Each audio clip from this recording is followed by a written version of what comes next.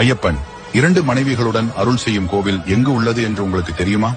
ஐயப்பனின் அறுபடை வீடுகளில் சபரிமலைக்கு அடுத்தபடியாக 2வது படைவீடாக திகழக்கூடியது அச்சங்கோவில். இங்குள்ள ஐயப்பனை கல்யாண சாஸ்தா என்று அழைக்கின்றனர். இந்த கோவில் கேரள மாநிலம் கொல்லம் மாவட்டத்தில் உள்ளது.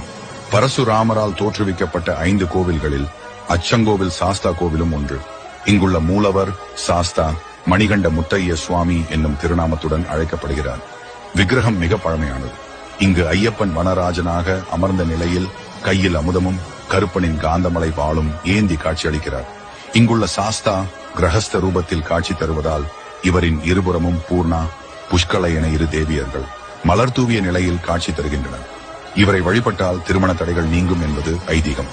சபரிமலையை போல் இங்கும் சாஸ்தா 18 படிகளுடன் அருள் பாலிப்பது தனிச்சிறப்பு.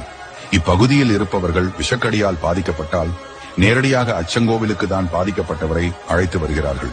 இங்குள்ள மணியை யார் எந்த நேரத்தில் அடித்தாலும் உடனடியாக நடை திறக்கப்படுகிறது. நள்ளிரவு சமயத்திலும் நடை திறக்கப்பட்டு இங்குள்ள தந்திரி சாஸ்தாவின் கையில் எப்போதும் இருக்கும் சந்தனம் மற்றும் பன்னீரை கலந்து விஷக்கடிபட்ட இடத்தில் வைக்கிறார்.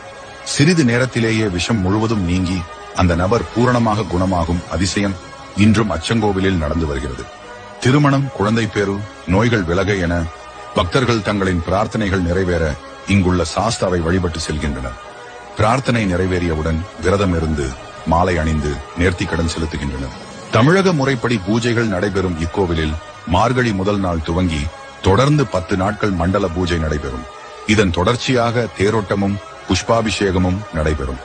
2 மனைவிகளுடன் அருள் செய்யும் இந்த அச்சங்கோவில் சாஸ்தாவை நாமும் வழிபட்டு நலம் பெறுவோம்.